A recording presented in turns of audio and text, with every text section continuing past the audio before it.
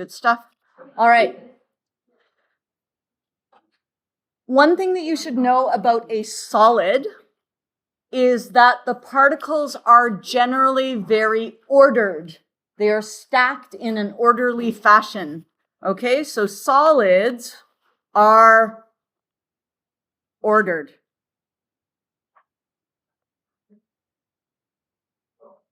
Do the particles in solids move? A little bit. What kind of motion do they have? Do you know? They vibrate, okay? They can't really move. They cannot slide past one another. Okay, so they just vibrate.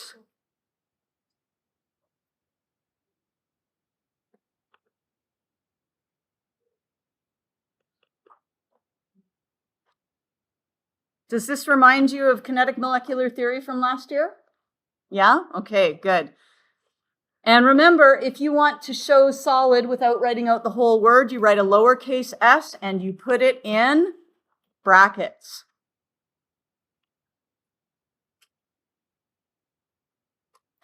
And are the particles close together or far apart? The particles are close.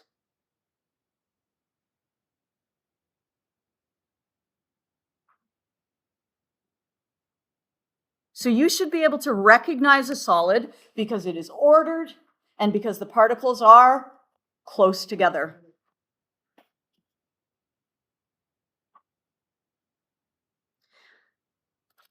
Another thing about solids, let me grab a beaker here so you can see it.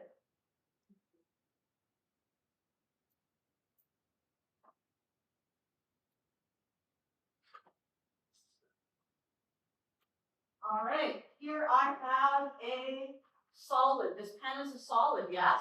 Yeah. When I put this pen into a container, does it take the shape of its container? No, it just stays its own shape. Okay, so it does not take the shape of its container.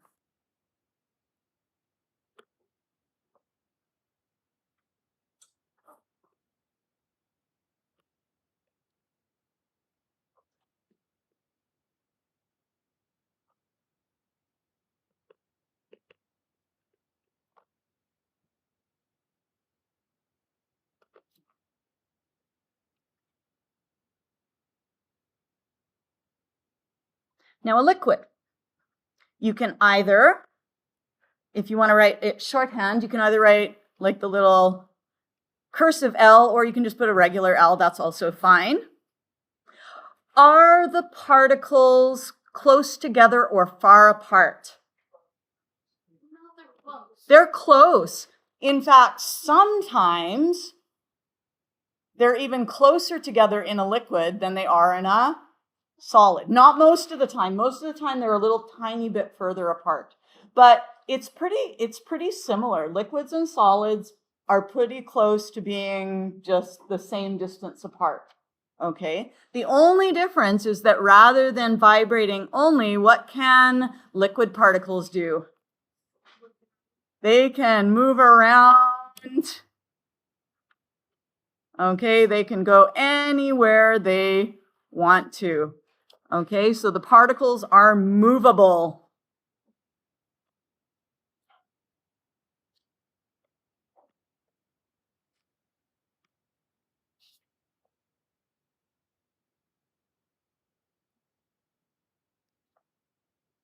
Is it orderly or disorderly?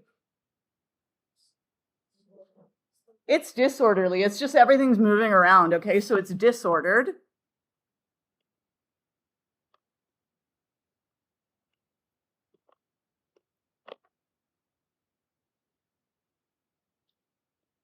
And we said the particles are close together.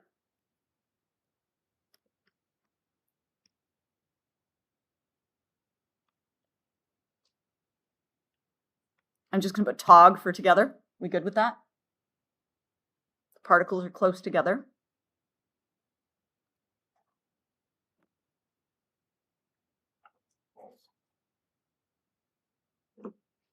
Does the liquid take the shape of its container?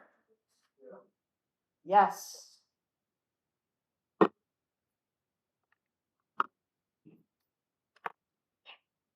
What you doing, Hudson? Do you have your phone? Go push your phone away.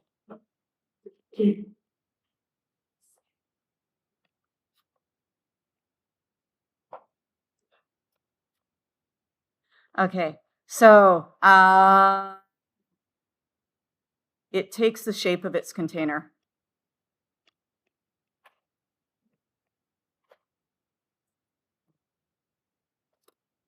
That's a weird C.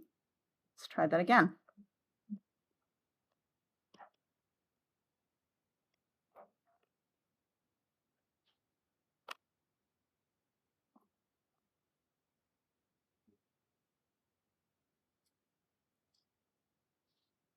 Last one we have on this page is a gas.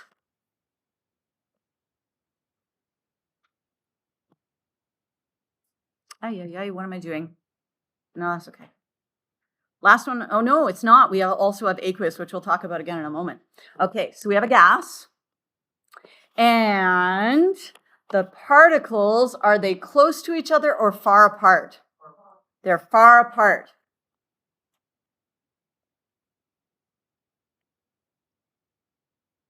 Far apart particles. I should have put particles first, but I didn't, so that was silly. Are they movable or not movable? Movable.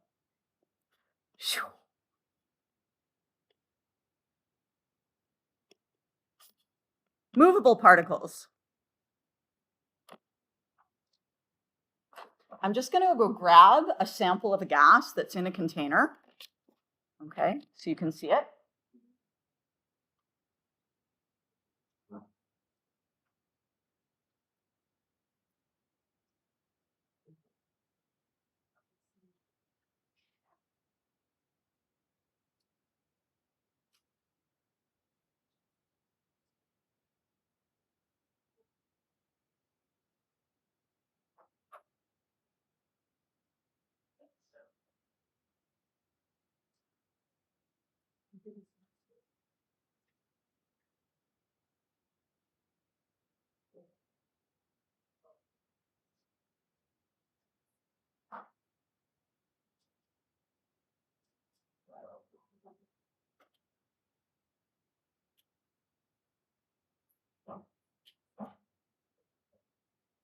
Okay, these will become much more exciting if you take chemistry 12, because we talk about this principle called equilibrium. And there's actually two gases in this tube. There's a brown gas and a colorless gas. And when we're in grade 12, we'll look at how one turns into the other. It's very exciting. What are you guys doing back there? Okay. Let's be focused, shall we? Okay. All right, so does the gas does it fill its container? Yes. And if the container is open, will it stay in its container? No, it will escape. All right, let's pack that up all nice and tight. Don't want those to break.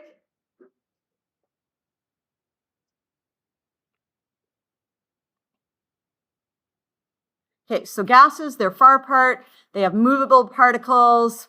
They fill their container. Are they ordered or disordered? Disordered.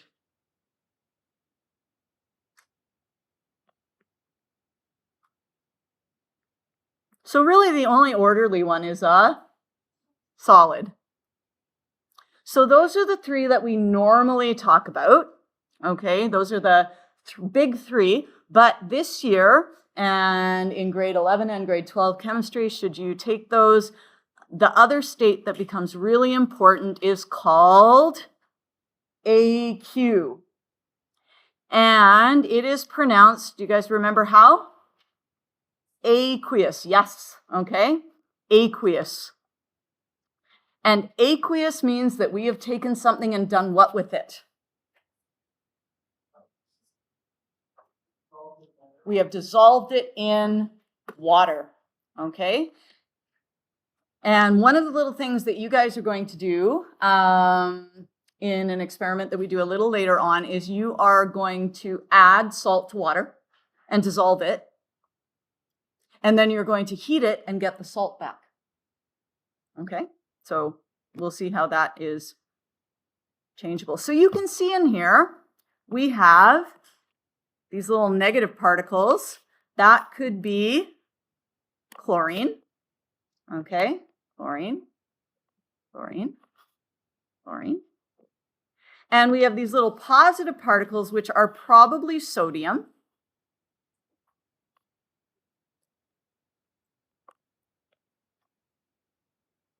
Do you guys know the symbol for sodium? Na. Yeah, okay. Nah, okay. And then we have little, and I don't know why, maybe the other little hydrogen is off behind or something. These little guys here are water. This is not a perfect representation because really, this thing should just be full of water particles. Yes? And then the sodiums and the chlorides are just floating around inside. So those are the 4 states that you are responsible for in grade 9.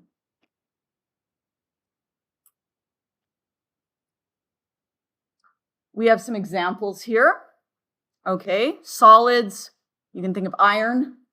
Okay, that's a solid. Ice, when water is ice, it is a solid. Table salt is a solid.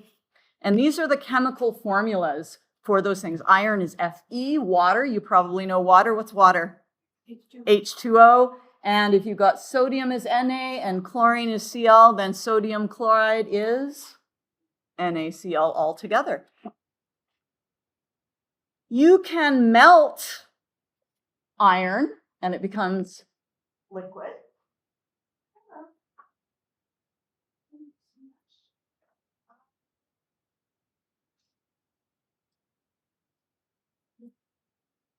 And you can actually melt salt. And we're going to take a look at a little video today where they melt salt. Okay, because we can't do it here because it requires too high of a temperature, but we're going to look at that. What kind of gases? We have helium. Water can also be a gas. You can have liquid water. You can have water vapor. Oxygen is obviously a gas. Do you guys know what the most common gas is in air? Nitrogen. Yeah. N2. Nitrogen.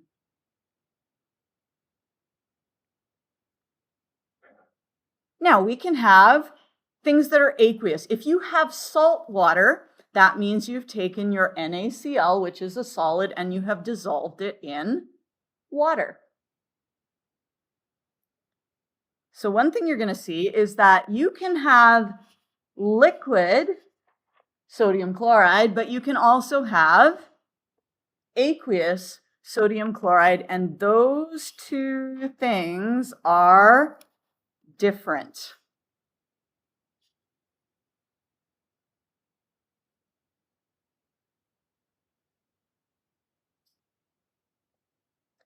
Liquid sodium chloride has been melted,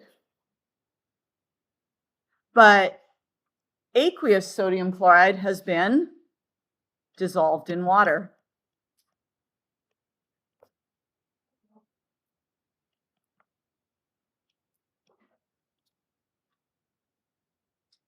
There's one last state that you might commonly hear about, and that is plasma. You are not responsible for this in grade 9, but basically what it is it is like a gas, but the gas particles have charges. Okay, where would you find this? You would find this in stars. You would find them in lightning. You would find it in fluorescent light bulbs. You would find them in neon lights and in the aurora borealis, the northern lights. Yeah.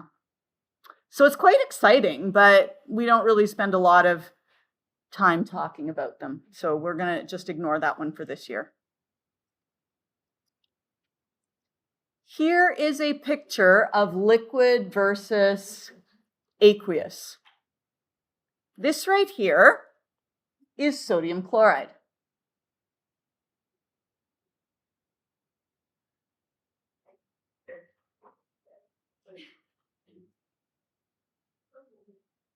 And it's a solid.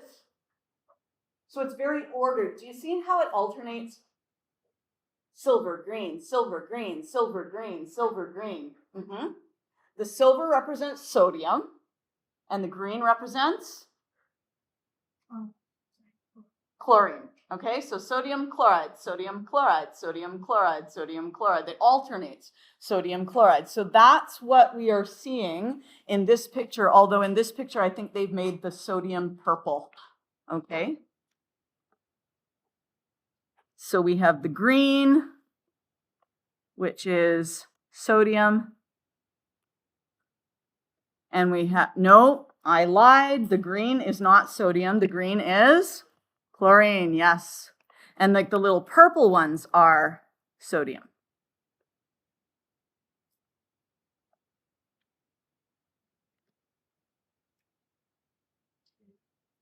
Now, two words that mean the same thing, molten and melted. Molten and melted mean the same thing. And if something is molten or something is melted, then it is also a liquid. So you could actually say that water is molten ice. What do you think of that? Water is molten ice. Okay, it's melted ice. Sounds a little crazy, but it's true. So what if we take this solid table salt and we melt it? Okay, so we're going to melt it. Now it is a liquid. And we only have sodium and chlorine, and now that it is these particles, they can now move around just like any other liquid. The particles are close together. What is happening? Why is it doing things? Stop. No, go away. Ah. Okay, here we go. And this has to happen at 800 degrees Celsius, which will explain why I am not actually going to demonstrate that, but we'll get you guys a little video to watch. Okay? Whereas, oh, and this is pure. This is pure NaCl. There's nothing else. Pure means just NaCl. Just sodium chloride.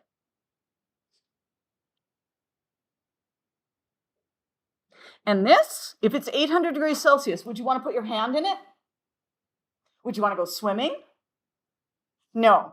Okay, so liquid is very, very different than dissolve. Because dissolve, what do we have? We've got water, we've got chloride, we have sodium. So we have a mixture of sodium chloride and water.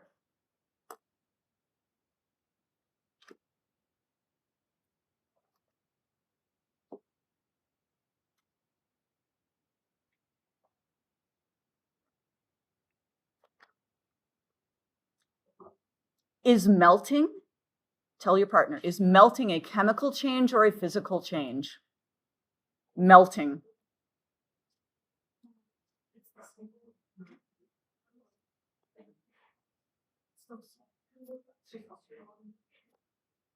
Remember, if it's a chemical change, it actually turns into a different substance. The atoms rearrange themselves. Have any atoms rearranged themselves here? No. We started with sodium chloride and we finished with sodium chloride. So melting is a physical change.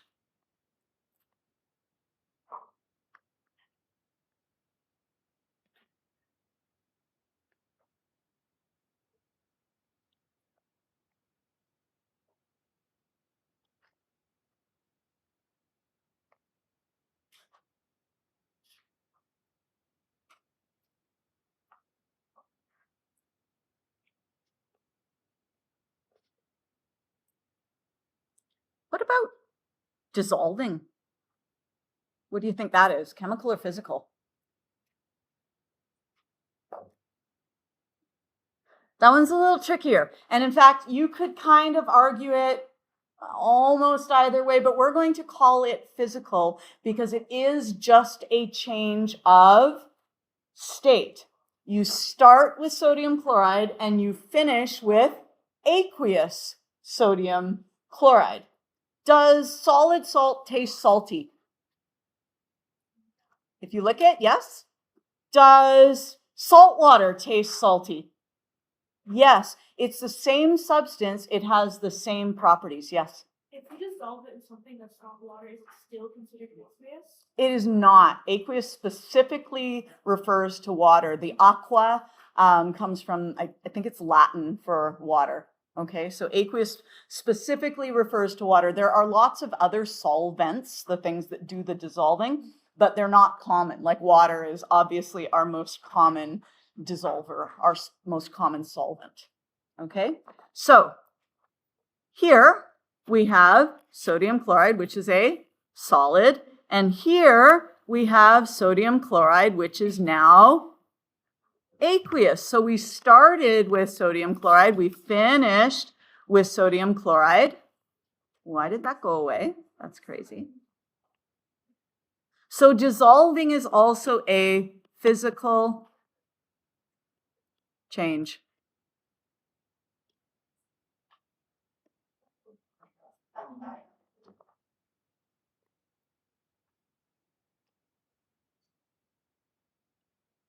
And if you want a more sort of 3D representation of what's going on, you can actually see this is a picture of liquid sodium chloride, right? You can see it's become disordered.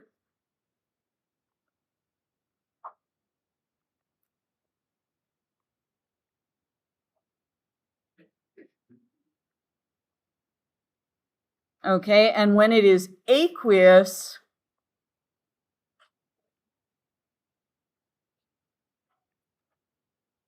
that is a mixture of sodium chloride and water.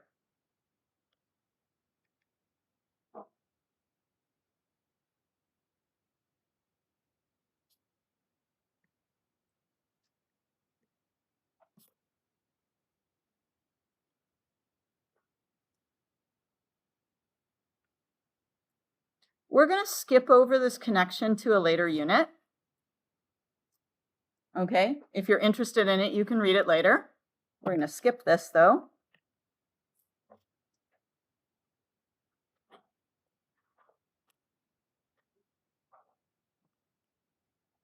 So this is just summarizing. Melting and dissolving are both physical changes. We ended up with no new substance.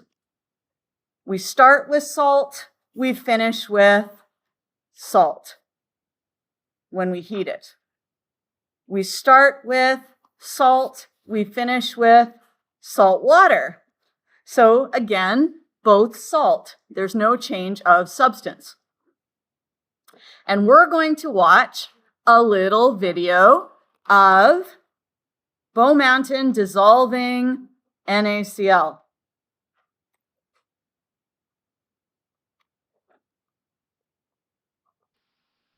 When an ionic substance, such as sodium chloride, is placed in water, water molecules... Okay, I'm going to make this bigger so you can see it better. And we'll probably play it a couple of times because it's worthwhile, like, kind of seeing what's happened. Do you see the salt crystal? Looks like this. Okay, and then the waters are those little Mickey Mouse kind of looking things with the red and the white. Okay, so those are water molecules.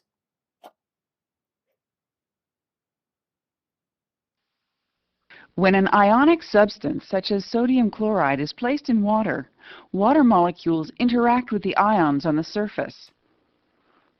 If the salt is soluble, the attractive interactions with water molecules overcome the ionic attractions within the lattice.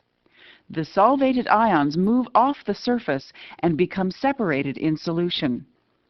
So basically what happens is the little water molecules come along and they kidnap each little part. They surround it, and they rip it off and take it out into solution. Does that make some kind of sense? Okay, now we're going to be talking about ions a little bit later. Right now, you don't have to worry about it too much, but sodium, when it's in sodium chloride, is going to have a positive charge, and we'll talk about why a little bit later. And chlorine is going to have a negative charge. Does it make sense that the positive goes beside the negative? Because they attract. What would happen if we put the negative beside the negative? They would repel and the crystal would actually break. So that's why actually if you were to hit it with a hammer, it breaks because it puts positives beside positives and then they repel each other. Water also has little positive and negative areas. So the little positive parts of water would go grab a negative chlorine and rip it off and take it away. The little negative parts of water will go and grab a positive, rip it off and take it away. So that's what dissolving is. It literally rips these guys apart until they're all separate and floating around in water individually. And that's what something being aqueous is. So that is dissolving. And now we are going to, I'm gonna save I that one. decided to try it again, but this time putting Okay, hang on. Let's see. Where do I want to save it to? Save. Science 9. There we go. Okay. Okay. We'll look at that later. Now we're going to watch mixing dry ice with molten salt. So that's melted salt. 3, 2, 1. Oh dear. Hey guys, I'm Nate. Welcome back to the backyard. Today we've got a fun experiment that we're going to try thanks to the suggestion of YouTube user Robert Vipperman. Robert wanted to know what would happen if we mixed molten salt with either liquid nitrogen or dry ice. Well, today is not the day for the liquid nitrogen test, but it is the day to see what happens if we pour molten salt onto dry ice. Well, we've got our foundry, we've got our salt, and we've got some dry ice. Let's try mixing them together. Now, as a first step, what we want to try and do is clean out our crucible. All of the crucibles we've got currently have residue from other projects in them. This one seems to have quite a bit of aluminum built up on the side. So if you're interested in what that thing is, it is called a crucible. And if you take Chemistry 11, we will use little teeny tiny crucibles that are about this big. And they're just for heating things up in. Okay, so but this one's quite big. And apparently he has melted aluminum in it before, but he's going to try and get the aluminum out. So we're going to try and chip out what we can, then fire up the foundry and see if we can melt out the rest and shake it out so we have a mostly clean crucible to melt our salt in.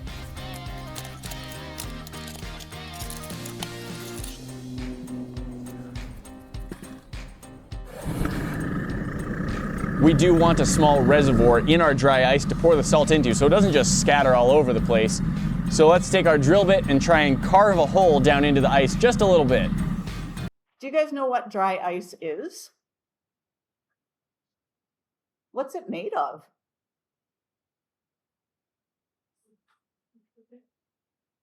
Nitrogen's a good guess. It's made of, I heard it somewhere. Carbon dioxide. So carbon dioxide is normally a gas, but it is one of those weird things that goes straight from a gas to a solid and straight from a solid to a gas. What do we call it when it goes straight from a solid to a gas?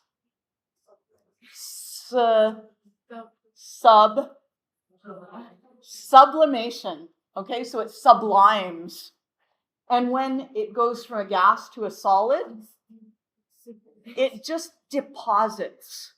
It deposits. So we call it deposition, but you can just say it deposits. So it sublimes and it deposits. Everyone do it with me. Sublime, deposit. Say it with me. Sublime, deposit.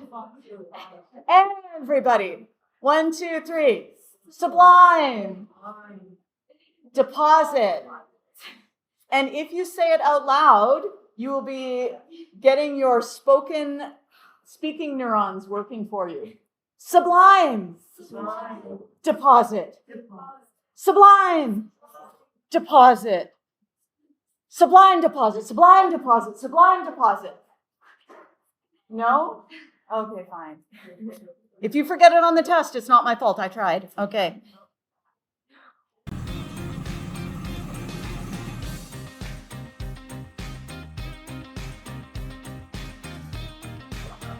If you take Chemistry 11 with me, you have to sing.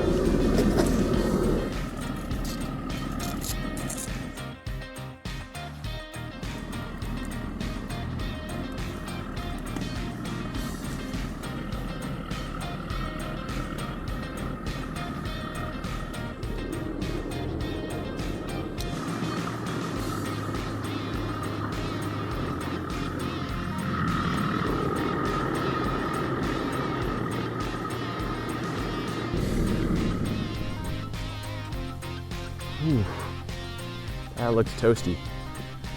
Let's see how well molten salt pours out of a crucible.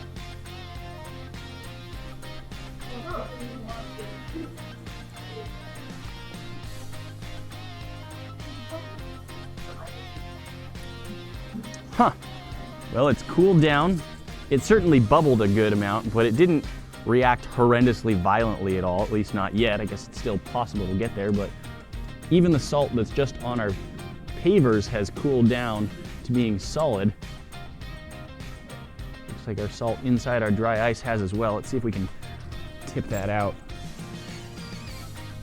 There you go, a nice solid chunk of salt right there. I think the salt in our crucible is still liquid.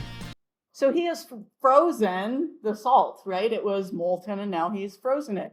And if you look at salt on your table, it is frozen salt, right? Because freezing just means turning solid. Which is kind of weird to think about. Try pouring a little bit more in. Skimming some of this aluminum off the top. It's just melting more aluminum as it goes.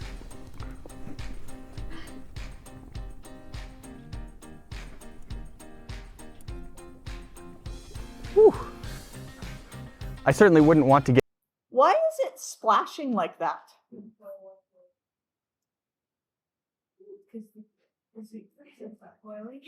Is it boiling?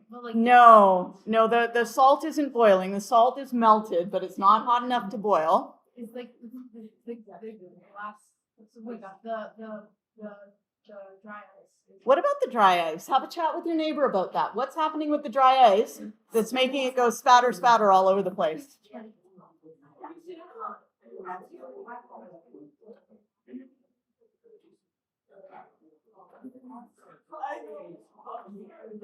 It's not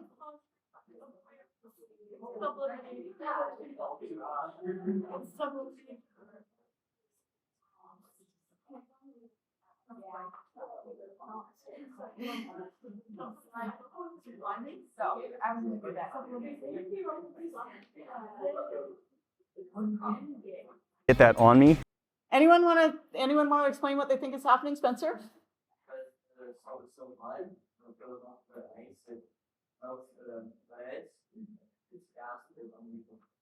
Yeah. And because it's dry ice, does it melt? No. What does it do instead? Everybody. You didn't say it often enough. I can't hear anybody. What does it do? It sublimes. Sublimes. Okay. Like lemon and limes, but sublimes. But it's nowhere near the violent kind of reaction that we've seen in other people's channels where they pour salt into water. Ooh, the middle of that is still squishy. Definitely hasn't cooled down all the way.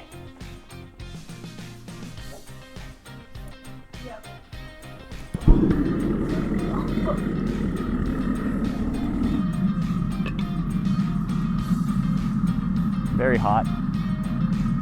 Also very hot. Still both very hot.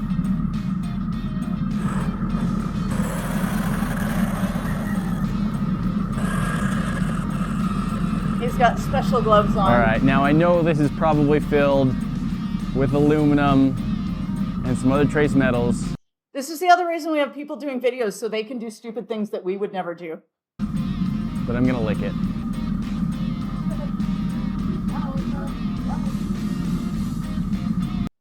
What do you think it tastes like?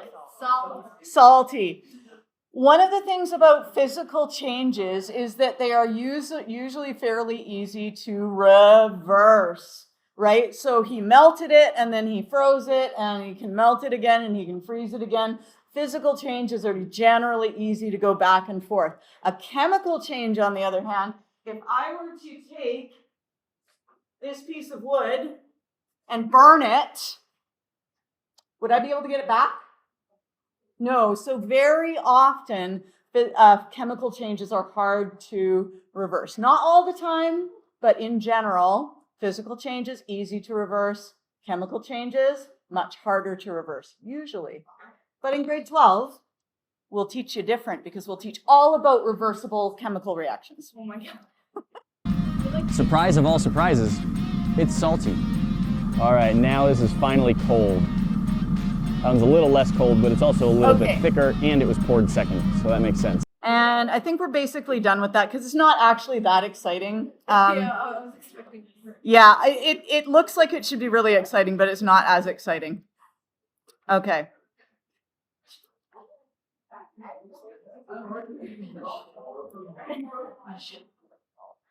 This little table here just gives you a summary of what we had yesterday. This is on page 45.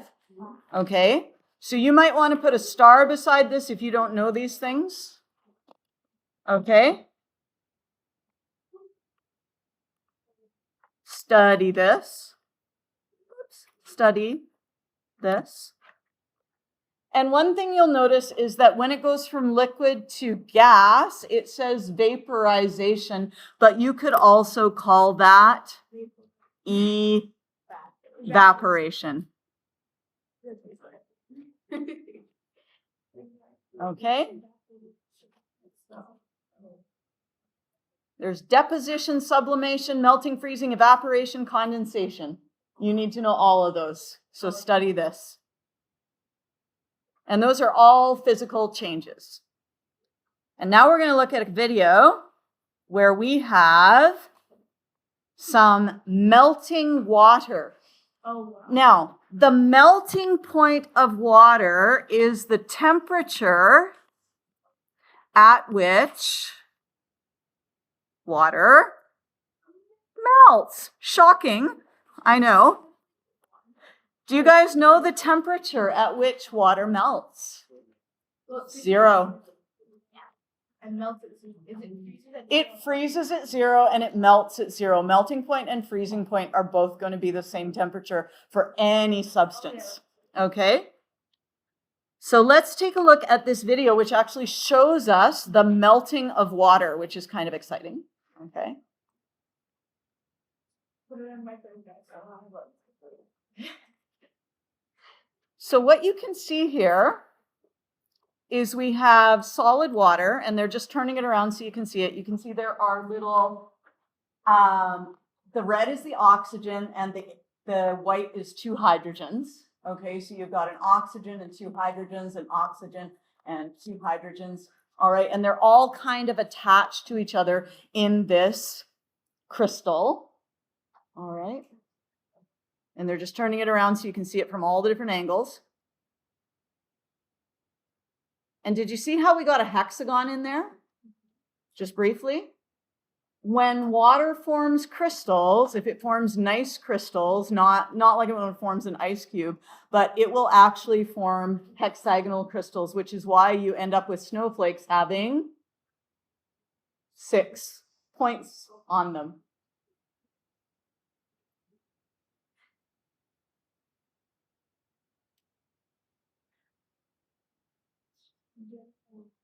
Okay, are we going to melt soon? What's happening now? Oh, here we go. We're getting a bigger crystal. And they're kind of showing it in 3 dimensions. Okay, so there's from the top down. This is like a single layer of ice, like a very, very thin layer of ice. So thin you can't even see it. Yeah, you would not be able to see it. All right, and now, are they going to start melting it? Who knows? We're waiting. Oh, now it's a whole, this is now an ice cube, 3 dimensions. Right? It's crazy. Now, you'll notice, what are the particles doing? They're moving. What are they doing? How are they moving? They are jiggling. And what's going to happen is over time, they're going to heat it up. So let's watch what happens on the edges, at the top and at the bottom, and on the sides. Eventually, some point. Oh, it's starting to happen. It's starting.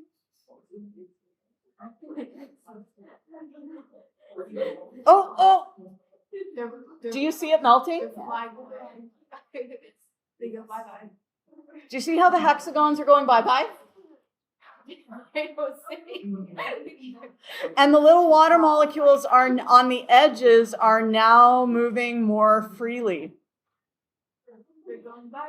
Yeah.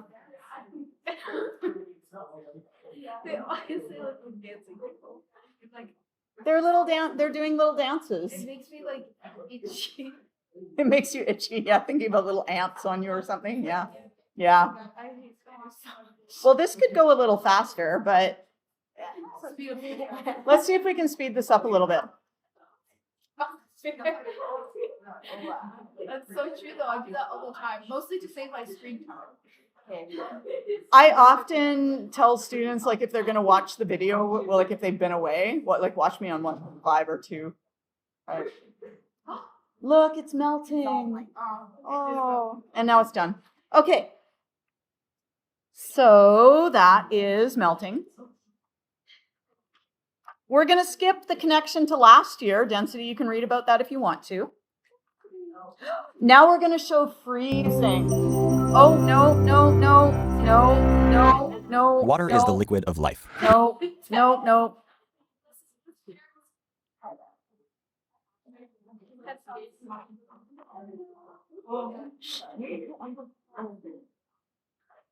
Freezing point of water. The temperature at which water freezes is 0. Okay, let's just watch this quick little freezing of water, and then I'll let you know what your homework is.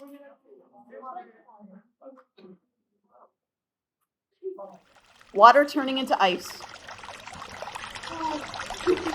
This one's better, it's faster.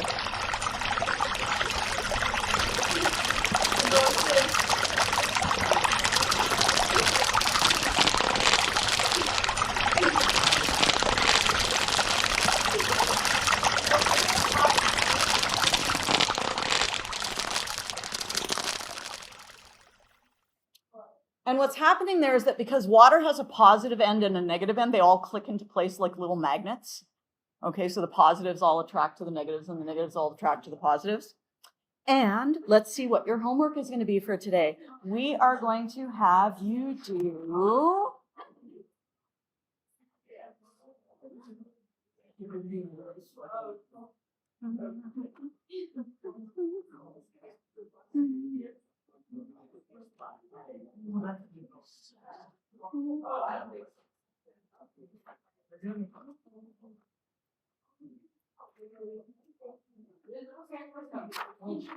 pages 53 and 55.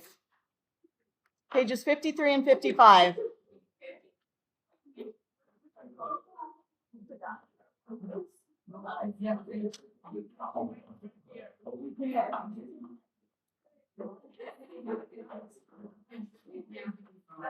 If you've done 53, then you only have 55.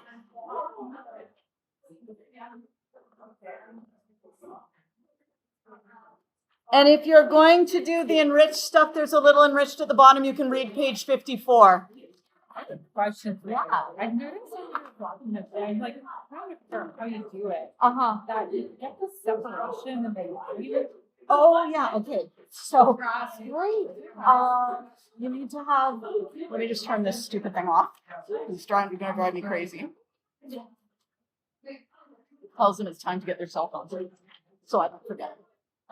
So what you do is, it's all underlined. Yeah. Okay. And like I do that. Yeah. It's just, Yes. So what I can do, you need it on this side, Need us up. Oh. okay? And you need it on this side.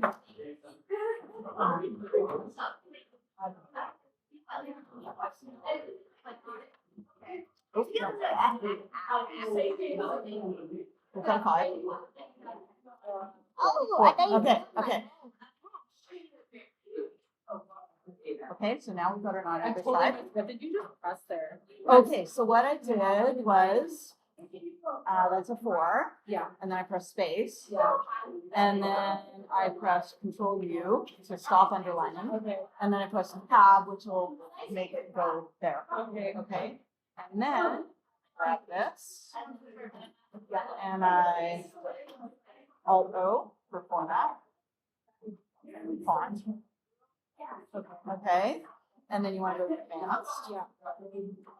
And then you're going to go to position, Yeah. raised by 3 point. Now the whole thing looks to be raised by 3 points, so we would want to unraise everything else and then just raise this by 3 points. So let's just cancel that for the moment. Let's grab all of this. Yeah. And Alt O F. And this